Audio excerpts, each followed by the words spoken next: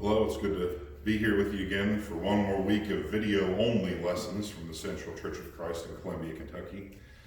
This lesson will be different than the previous ones in this video series in a couple of ways. First, don't let the recording time scare you. Frankly, this lesson is going to be slightly longer than the average one, like last week's was a couple minutes longer. It'll be like that, but hopefully it'll still fall within the 15 to 20 minute parameters I set myself if I don't start rambling about something or other in the middle of the lesson like I do sometimes, but hopefully not for this. But the extra time on the end past that 15 to 20 minute mark will be a section that not everyone needs to listen to. We'll talk more about it at that point, but basically it's announcements for those who are actually local members here at the Central Church of Christ. And so it's going to be designed for you to pause at the end of the actual lesson for a little bit for you to finish your at-home worship services, and then to play it again for those who are members, and to announce how we're preparing ourselves to start having some services again next week, which is May 24th. So we will have a couple more weeks, maybe longer, of extra videos for those who will not be able to make it out of their homes yet. But if you are an internet-only viewer, then once we actually say that we're going to stop the lesson, you can go ahead and stop watching from there. The second way this lesson is going to be a little bit different than some of the previous ones is that we've made an effort to make them positive and uplifting so far. And even the week we talked about loneliness, which is itself a not so positive topic, we found positive things to find from it scripturally and to help us to learn from that negative thing and make it positive in our lives. So hopefully we're going to do that again, because we're talking about one other topic that is not particularly positive, but will hopefully take something good from it spiritually.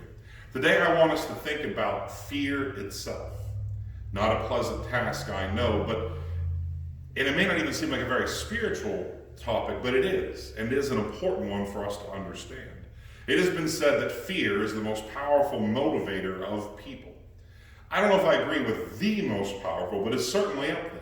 Even experts in mental and emotional studies, like psychiatrists and psychologists, say they give fear a great deal of credit in the way it creates our personalities, the framework of our thought, the way it underlies so many of the decisions and actions we make, even on a subconscious level. They often dress it up with technical words like phobias or anxieties, triggers or traumas, but they all are outgrowths of some specific form of fear, and usually an unhealthy one. And I emphasize that because there are, just like with loneliness, there are some aspects of fear, or at least how we respond to it, that can become good things. Now, just like with the loneliness, I want to be clear here. I want to make it absolutely clear. I'm not talking about diagnosable medical conditions. I'm not talking about things like anxiety disorders or clinical depression. If anyone who is listening has one of those, this lesson, while it may help alleviate occasional bouts of it, is not going to solve a diagnosable medical condition. Feel encouraged by me to find medical help for those issues. What we are talking about, instead of those things, is the actual pure emotion of fear. And like other emotions, it has positive and negative things in our life. Mostly negative, at least at first glance, but it mostly depends on how we react to it that means whether it was positive or negative. To give you a couple of physical examples, if we are visiting the observation deck of a high skyscraper like the Empire State Building, or if we are climbing a mountain, say down in the Smoky Mountains, then fear of heights can keep us alive, but sometimes depending on how we react to that fear of heights, it may actually hurt us rather than help us. So for example, we should be feeling a fear of falling off of a very high height, but what do we do with that feeling? Do we let it make us more cautious and aware? Do we let it make us, the adrenaline spike, make us more physically energized and hold our grip tighter, or hold onto the railing of the observation deck of the building tighter? And so in that case, the fear was a good thing. It led to a positive result that helped us to be better and survive better. On the other hand, there is the negative possible reaction that we might panic, that we might freeze in terror, or try to scrabble a certain way, or lose our balance a certain way in our climbing or on the observation deck. And so we could actually endanger ourselves by giving in to that fear. One is a healthy, good reaction. One is an unhealthy or negative reaction. Similarly, in actually starting very soon, At least in our area, we're going to start reopening our society back up after this coronavirus scare, after this health crisis. And the question we're going to have to face is not quite so immediate as falling off of a building or something, but it will be in each of our minds, how far are we going to take it? Are we going to freeze in our terror? Are we going to stay at home and even miss work, maybe even lose jobs or other things over it? Maybe not go out to buy food and hurt ourselves that way because we're still very afraid of the virus and getting infected by it. Or will we do the opposite side? Again, another negative effect we didn't mention with the mountainside thing, but will we get reckless? Will we assume that immediately everything is over just because we said that the stores are now having less restrictions, churches can start meeting again next week or what have you? Do we then throw all caution to the wind and start being reckless in how we go about and possibly infect ourselves for the first time? Now, although they seem like opposite ends of the spectrum of reaction, freezing in terror and panicking and being reckless are, frankly, both negative side effects of fear. The only thing that's different is the physical reaction. Consider the deer caught in the headlights. Some deer freeze and wait for the vehicle to hit them. Other deer keep running really fast, but if they do it in packs like some of them do, they're reckless, they get hit anyway. And so whether we are truly frozen in place or whether we are panicking and not controlling ourselves properly, these are all negative results of fear. But they are the result of the same part of fear. It is letting the fear control us, giving in to the fear, rather than us doing the positive thing and taking control of our fear. Now, what does all this have to do with Bible matters, with spiritual things? Well, fear is often addressed in the Bible in both positive and negative ways. One of the positive ways is we're told that we should fear the Lord. And not so much him personally as the results of his judgment, but in Ecclesiastes 12, 13, and 14, after several books, such as, Proverbs and Ecclesiastes, of seeking for wisdom, or trying to find the secrets of life, the King Solomon's, his final conclusion is recorded in Ecclesiastes 12, verses 13 and 14. Let us hear the conclusion of the whole matter. Fear God and keep his commandments, for this is all of man, or in other words, what it means to be a human being. For God will bring every work into judgment, including every secret thing, whether good or evil.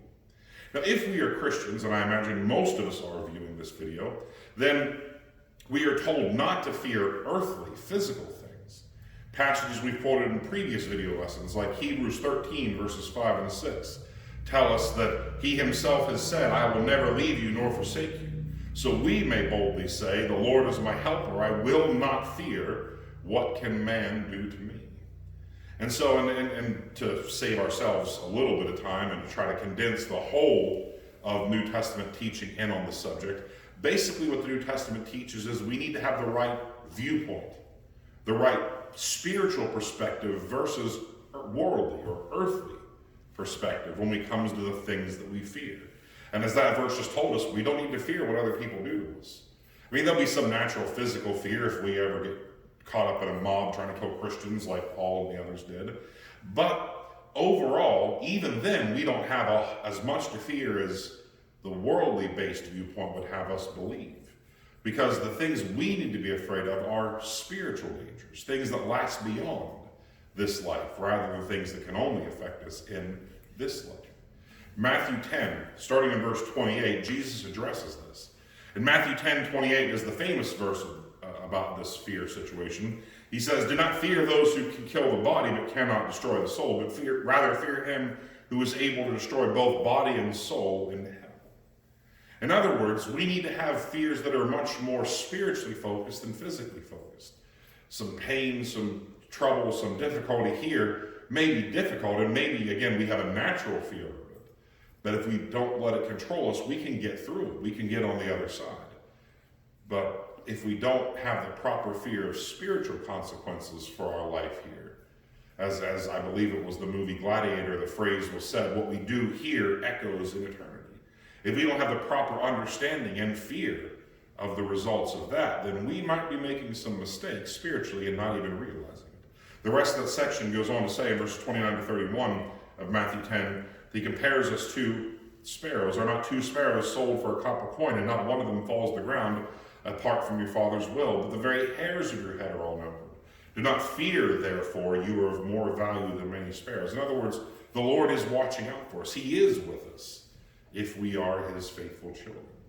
Paul and others gave us great examples to follow in this. Paul wrote things about it, such as in 1 Corinthians chapter 4. In 1 Corinthians chapter 4, in verses 9 through 16, he was describing what many people, and even some other Christians who didn't have a very spiritual perspective, he was describing their viewpoint of what the apostles were. And he said things like, and again, somewhat sarcastically, because they actually were wise in Christ, but he said things, this is how you view us. We are fools for Christ's sake, but you are wise. We are weak, but you are strong. You are distinguished, but we are dishonored.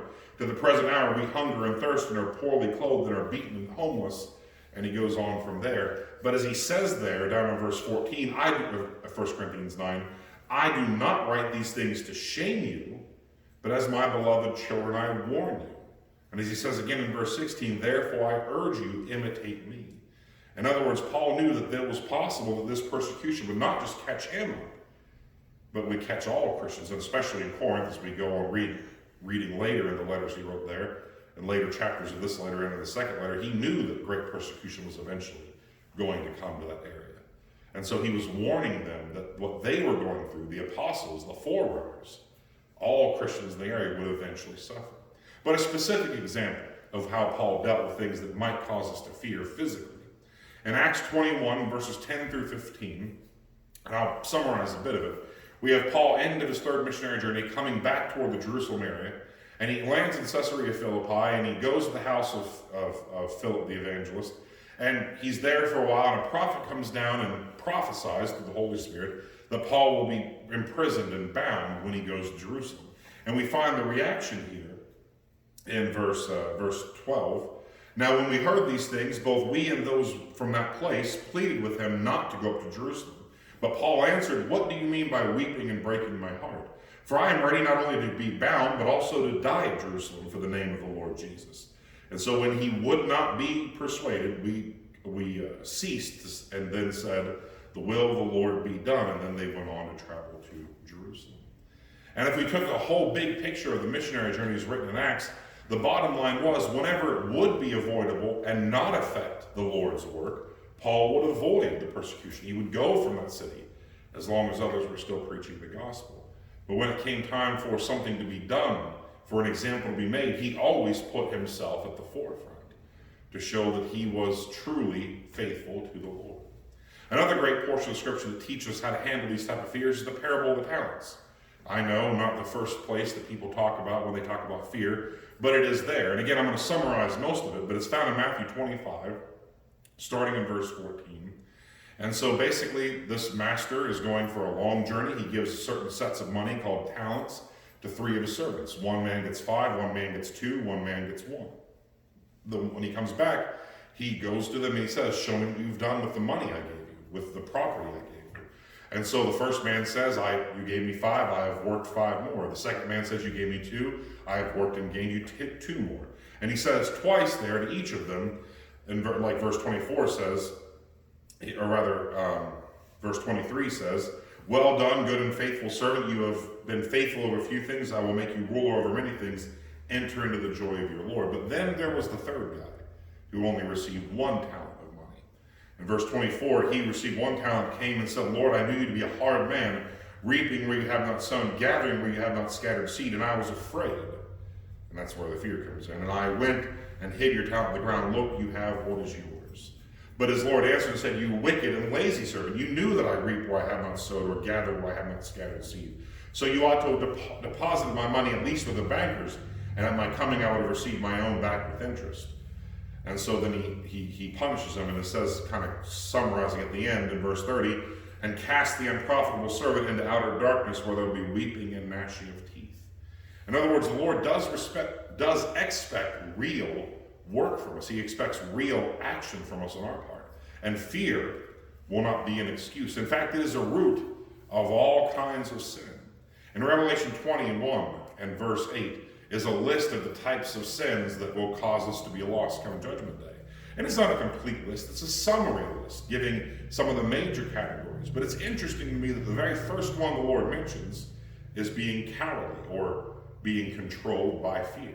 And it's right followed up by the next one that often is caused by being controlled by fear, being unfaithful. And so Revelation 21 verse 8, the cowardly, the unbelieving, the abominable, the murderers, the sexually immoral, the sorcerers, the idolaters, and all liars shall have their part in the lake which burns with fire and brimstone, which is the second death. And so the real question is not whether fear is good or bad, because we've seen both good and bad verses that describe fear being good sometimes, fear being bad sometimes.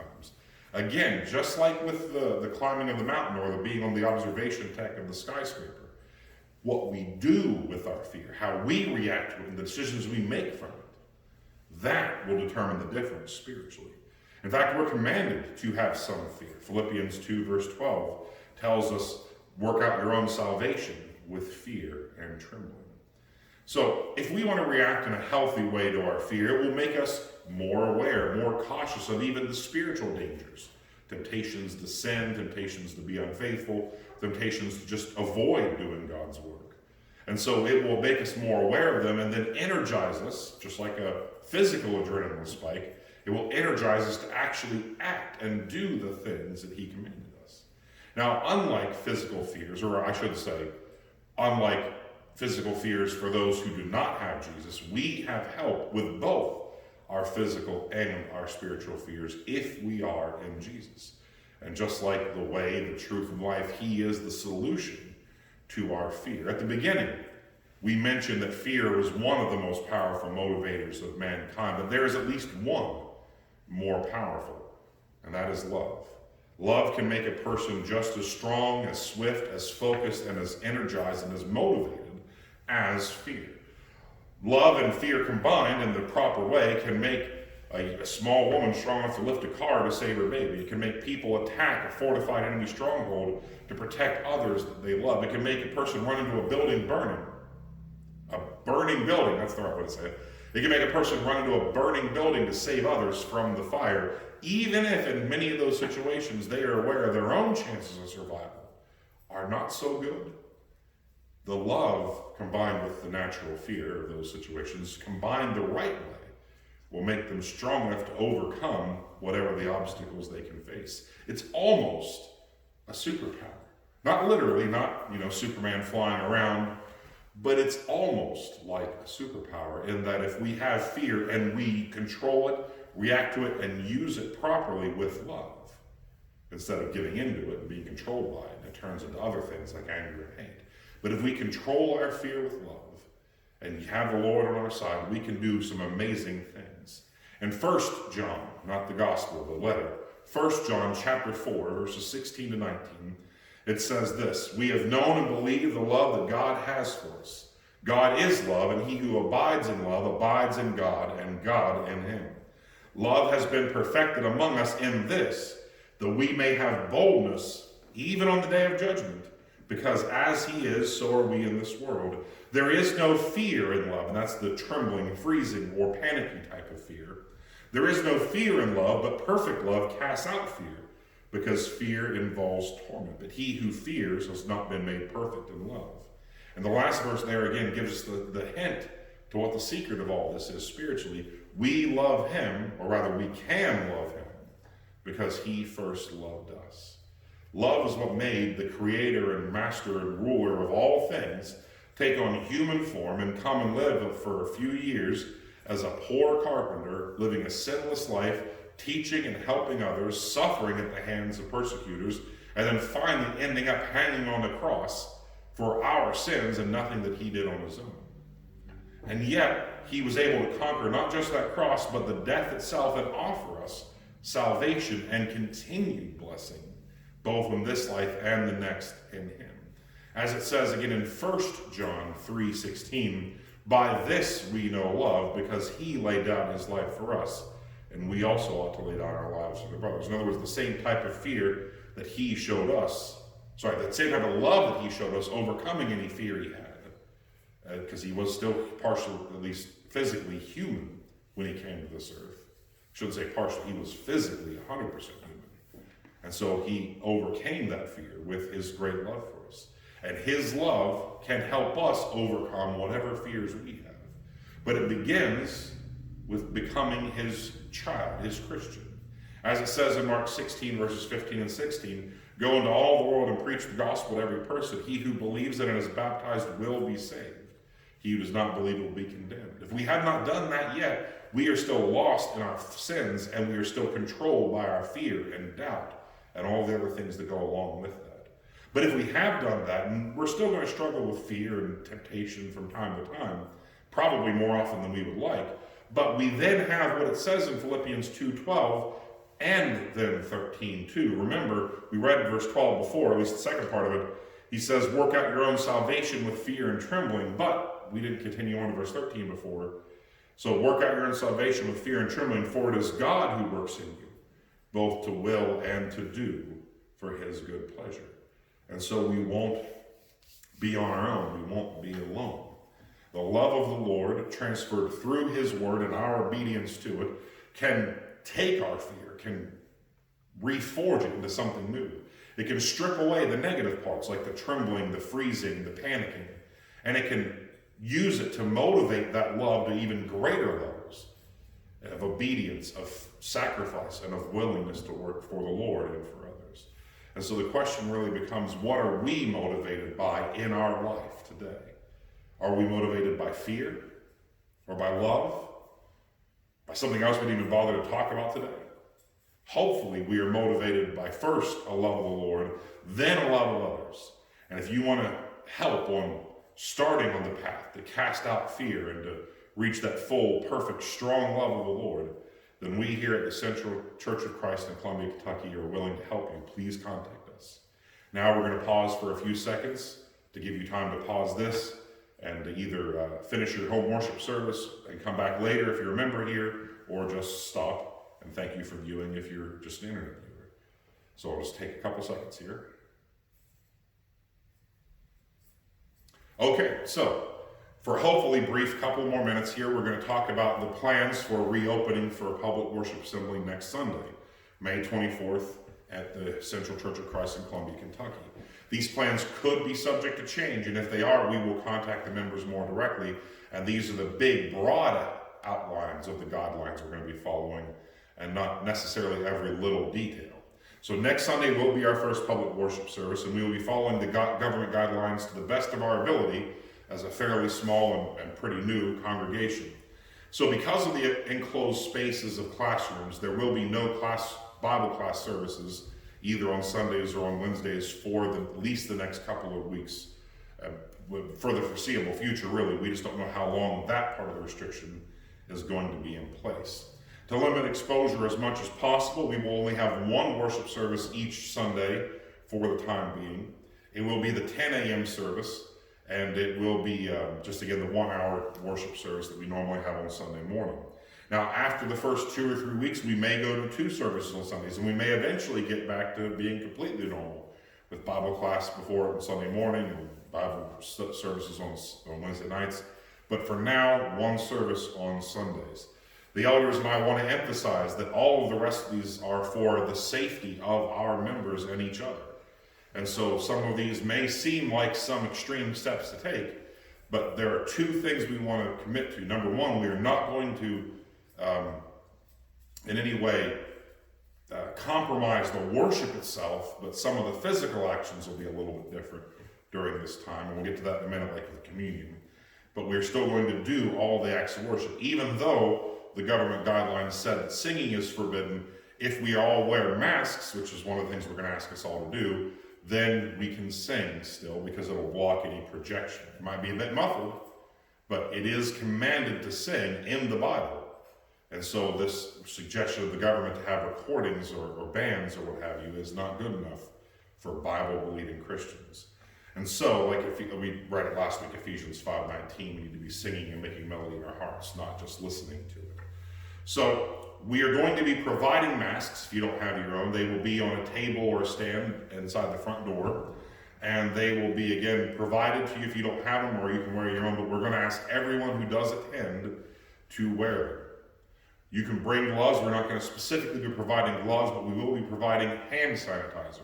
And we encourage everyone to use it after they do the next couple of steps I'm going to mention, which is on that same table or on a stand next to it, depending on exactly how much room we have, We're going to have individual communion packages where you open the little flap and there's bread, then you open the second flap and there's the fruit of the vine, the grape juice. We're going to have a container of many of those packages, and so we're going to ask each member to take for themselves and maybe for other members of their family who need it. You can't get on their own, like if we have anyone well, we're going to get to that in a minute, but maybe if we have anyone who can't get up on their own to grab it, then we can grab it for them. But to limit exposure, we're going to have those. We're still going to do the normal prayer and probably reading at the communion time, and then everyone will simply open the package at each step on their own. Same with the offering. The offering basket will be back by the front door, and there we will ask on your way in, or if you forget on your way out, to place your contribution if you are making one this week, or each of those weeks. Because again, we don't want to be passing around communion plates or offering baskets and possibly passing around the infection at the same time. And so for our safety, we're going, and for especially the safety of those who are considered high risk, we're going to emphasize that if you fall into one of the high risk categories, either for age or for health reasons, then we would ask you to remain home for at least a couple of extra weeks. And we will be providing, again, at least a couple extra weeks of videos for the purpose of those who still feel they need to remain home. If you are not technically a high-risk person, but you are still uncomfortable being even in a church building that's fairly large for the number of people, if you're still uncomfortable being in close quarters with people, like 30 people or so, then feel free to stay home. And again, the videos and communion supplies will be supplied to you as well for that next couple of weeks.